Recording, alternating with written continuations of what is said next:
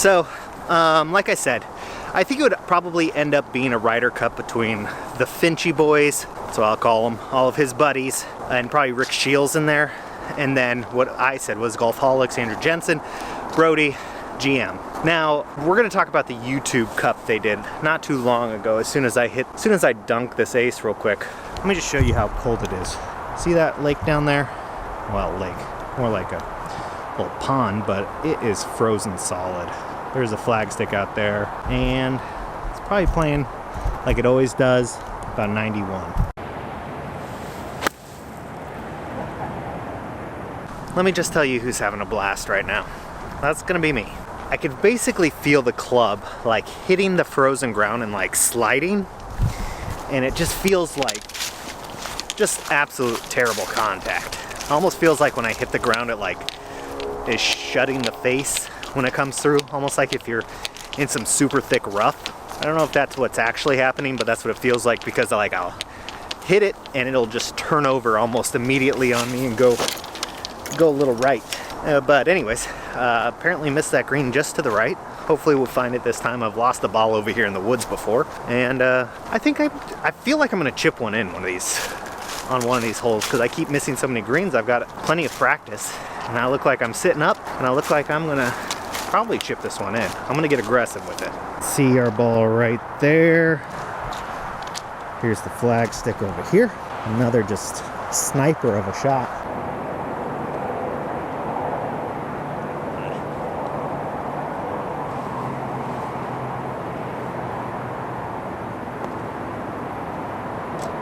Man, my wedge game's on point.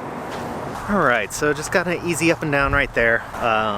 You know, my wedge putting has been really improving with this channel, because rarely I want to go grab my putter or whatever it may be, and I'll just putt with my wedge and, you know, just hit it right in the equator, and it seems to go in every time. Anyways, what I was kind of talking about with that YouTube Cup that happened, what, like a year ago? Across the pond, I think Eric Anders Lang and Rick Shields and all them were kind of putting it on, and I was kind of bummed by it. I get it. I get what it was and why they did it. It's a big content kind of creation thing. But they had this whole like, who's gonna be the best YouTube golfer? And as somebody that constantly gets screwed by net and gross, because I'm like right there where I'm not good enough to win gross, and I'm not bad enough to win net. And so it's kind of frustrating. I've always been frustrated by this because I'm right in the middle. But they ended up giving the prize, the award, to, I remember the name and everything like that, but it was based on net score, if I'm not incorrect. And that kind of like bothered me a little bit, because if you're going for the best golfer, it's usually a gross situation, whereas whoever shoots the lowest score. Now, I get why they did it, because if you just had gross, then a lot of the higher handicapper YouTubers are not going to end up showing up, because they don't want to get just obliterated and have no chance, and that's why net is there, is to equal the playing field. But if you're going to go for who's the best, then there shouldn't be a level playing field. I mean, that's kind of weird in my head to think about. So that was kind of like my bone to pick, because that was your chance to see who was actually going to be the best YouTuber out there in terms of golf skill. And I get why they did it. I think it was great. Hope they do it again, but it just kind of left that answer unanswered, if that makes sense. So here we are on hole number 7. I can't believe this is almost over. My hands are finally starting to get warm, and it's getting dark. So we gotta get this rolling real quick. It says 145 again. Just a straightaway par 3, like they basically all are. I'm gonna hit a 9-iron here, I think, and see how she turns out.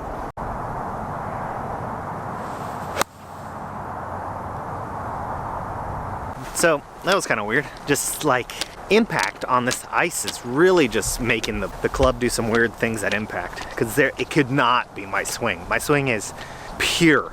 It's perfect. Everybody has always said that my whole life, is you have the best swing in the world. And I'm also a liar, because that's never happened, you know. I had to try. Anyways, yeah, when I come through, it just feels like the club face is just bouncing right off the ice, which makes a lot of sense, because there's a lot of ice underneath the grass, or I should say frozen ground, whatever you want to call it. So this one just came up short left. Got to get up and down again, surprise. But you know what this gives us another chance at? A chip in. And I'm gonna get one. I feel it. Anytime I feel chip-ins, I never get them. So it's a good sign. Let's make this. This is very makeable. Like, these are your basic shots. You just got to get it kind of started right on line, and they're going to go in.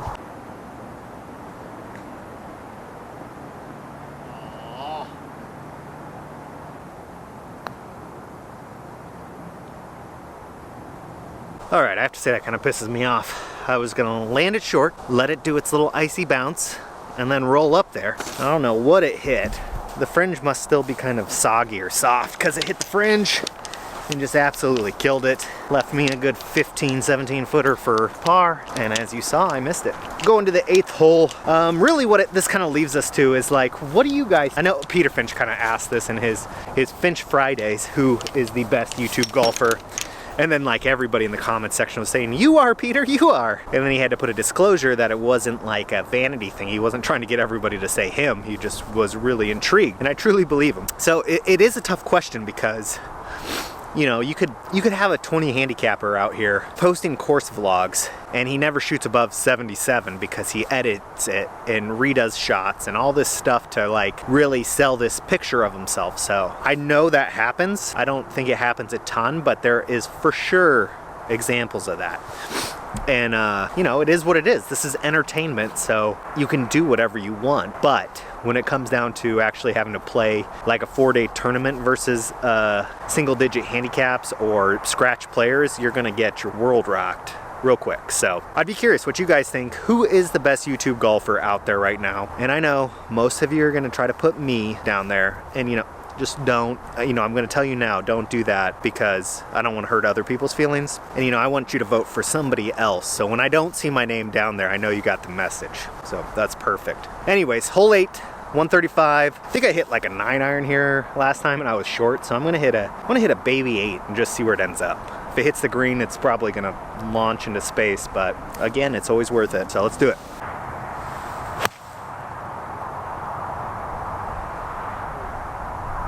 So I didn't hit that one like a train wreck. Actually, I think I hit it pretty well, but it just, the ball, there's a breeze up there. I can give you a million excuses. It just felt like the ball is not going anywhere. I don't know, 32 degrees, a little gust in my face kind of adds up to that. But I feel like I finally hit one at the target and I saw it bounce a little bit. I don't know if it flew over, maybe I'm on the green, but I either need to get a chip in or I need to get a birdie. That's the goal. Like I said, let me know in the comments, who is the best YouTube golfer in your opinion? I would love to see somebody put together a 4-day tournament, all gross, and have all these guys that think they're the best, which I know there's always talks of this going on because at the end of the day, it's a big vanity thing of who's the best golfer. And if you think you are, you're definitely gonna voice that. So one day, maybe down the road, I hope to be top 50. Like I said, I'm about a 2-something handicap. I don't even think I would be in the top 50, but maybe. I just don't know how good a lot of these guys actually are. It doesn't really matter because I'm still gonna keep doing what I'm doing. I saw a guy comment today asking Andrew Jensen, hold on. Let's take a look at my shot that I hit really well, and it just took a big old bounce, and you can see me right down there. I get that chip-in opportunity, let's do it. Anyways, like I was saying, is somebody on Andrew Jensen's video that he released was, hey man, my swing is, and I'm paraphrasing, so give me a break. He said, my swing is not that nice. Do you think, I believe that's what it said. My swing's not that nice. Do you think I should still upload videos to YouTube, even though my swing is not as good as yours or something to that extent? And I was like, heartbroken to read that because somebody is not posting content because they feel like their swing's not good enough. Like, YouTube is not about having the prettiest swing. Like, you don't even have to do anything regarding your swing. You could just talk about golf and get thousands and thousands of subscribers if your stuff's good enough by never even swinging a golf club. And so just that mindset really like hurts my soul because there's so many people out there that could create like beautiful things that just aren't because they're scared of judgments or whatever. And I get it. I was there where it took me a long time. I'm standing out here on an empty golf course with a camera on a little tripod, talking to myself for the past who knows how long, freezing my coin purse off. And like, at some point you just have to stop caring what other people think or are doing and just do you. Like, so many of us want to get out of some sort of grind, whatever that may be, and whether that's your job or whatever it is, you want to create all that stuff. It's beautiful. Do it. But you're so like reserved in what you want to do because you're afraid people are going to make fun of you or people are going to judge you because you say you upload stuff to YouTube. I guarantee at some point if you start doing it, somebody's going to say that with a positive connotation and being like, oh, you do YouTube, or you uploaded something to YouTube, or I saw something by you, whatever it is. I am small peas on YouTube. I'm nobody. I have less than 500 subscribers, but those are 500 people that clicked that button for me. And I've had people come up to me and say, oh, are you that guy that uploads videos from Alaska? Granted, they were in Alaska too, but whatever. Like, they recognize me, and that feeling will outweigh any negative troll that you kind of face day to day that makes fun of you, your friends, your family even, unfortunately. But people will always make fun of you if you do something different than what they're doing. And that's partly because I truly believe they're jealous that you're doing something different because they live their life kind of by the book. Man, I need to start these little 2-minute philosophy things. Just right at the end when I got like a couple minutes, just tell you my 2 cents, and then probably turns out I'm wrong or something, but whatever, still fun. Anyways, let's get this chip in going. Looks pretty basic. I'm gonna try to land this on the green, and if I do, it's probably gonna roll way by if it doesn't hit the pin. So let's hope for the best.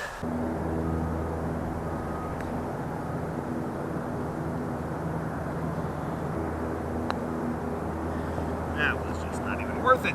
Well, sorry guys, I let you down there. That was just not a very good chip. Tried to land it right on the front of the green, and hit that soft little fringe, I guess, is what's happening, and just takes all the speed off of it. So here we're going into number 9. Probably gonna hit the same, well, I'm gonna hit 9 here. I hit 9 last time and it worked out actually pretty well. I was pin high. So let's do that.